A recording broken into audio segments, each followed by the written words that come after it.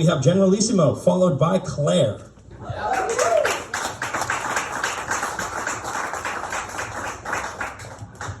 Shalom, everyone. So all of these have been written within the last week and a half. You saying it's new shit? New shit? Oh, it's slimy, yeah. Slimy shit.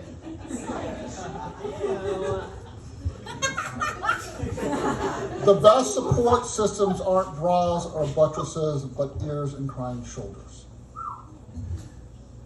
Bless everyone who told me I wasn't worth the dirt I walk on.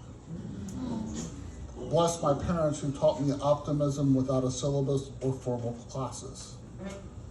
Bless my father who told me on multiple occasions, son, don't let the bastards get you down. What goes around always comes back around.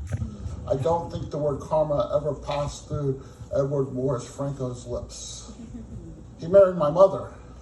Bless my mother who allowed me to break her heart multiple times and punished me with hugs when she grounded me. Rita Ann Paplanis Franco was a human surge protector. Bless every mistake I've made and repeated and learned from and became scars that became beauty marks and works of art only viewable by friends and lovers who aren't afraid to play I'll show you mine if you show me yours, and vice versa, and don't mind one-way conversations in times of crisis when listening without talking back is the best conversation a situation demands. Wow.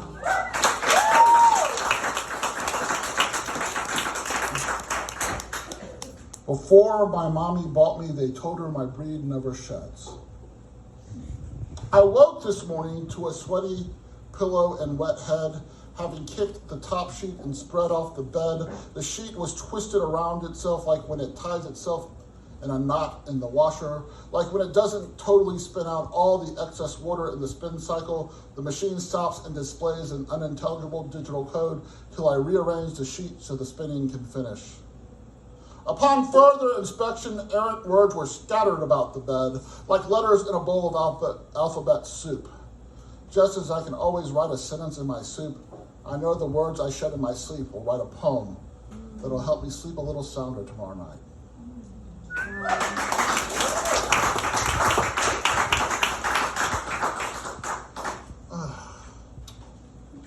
Life is like trying to eat spaghetti with chopsticks. When I was a kid, spaghetti was a staple of the dinner menu. My mom served it once a week or once every other week. Dad's famous meat sauce was legendary. I rarely make pasta.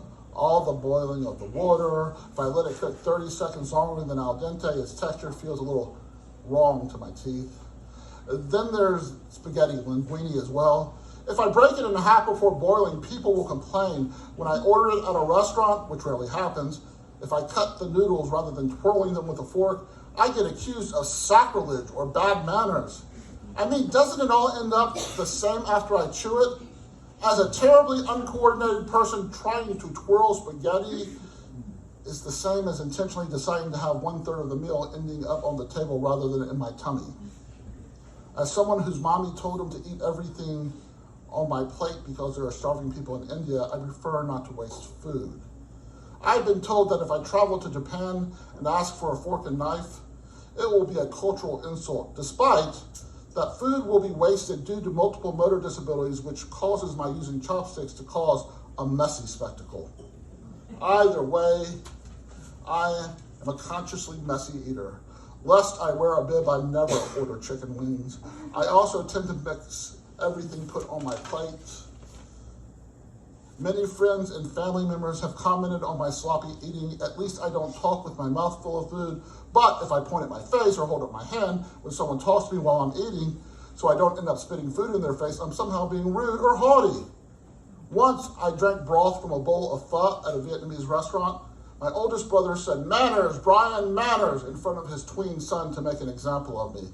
I responded that in Asia, both slurping soup and drinking from the bowl are considered compliments to the chef. He said we were not in Asia. When I asked the waitress, she said it's okay in her family's restaurant and that her father considered it a compliment, which made both my sister-in-law and nephew laugh. For people like me, chopsticks are torture devices. For people like me, not making a mess at the dinner table is like completing an obstacle course. For people like me, explaining my issues to allegedly normal people is basically like eating chicken wings without a bib. For people like me, the fact that I am people like me is a messy meal I could never eat and escape unscathed from. I have one more small poem. It's called How to Get Away with Public Nudity. Fuck it up, boy. Don't worry. Sexy corn. When I read my poetry, I empty myself of me. I'm not pretending to be someone else. I'm not exactly stepping out of myself. Maybe I'm stripping bare without removing my clothing. Maybe the clothes I choose to wear are a costume I use to hide in plain sight. Maybe the words I commit to page and extol through voice are my version of streaking across the 50-yard line while Lady Gaga sings the Star-Spangled Banner at the Super Bowl. When I empty myself of me, when I read poetry, it's like tossing a deck of cards in the air and hoping the jokers land face up. Every day I wake up is a wild card that tries to learn its way out of being wild.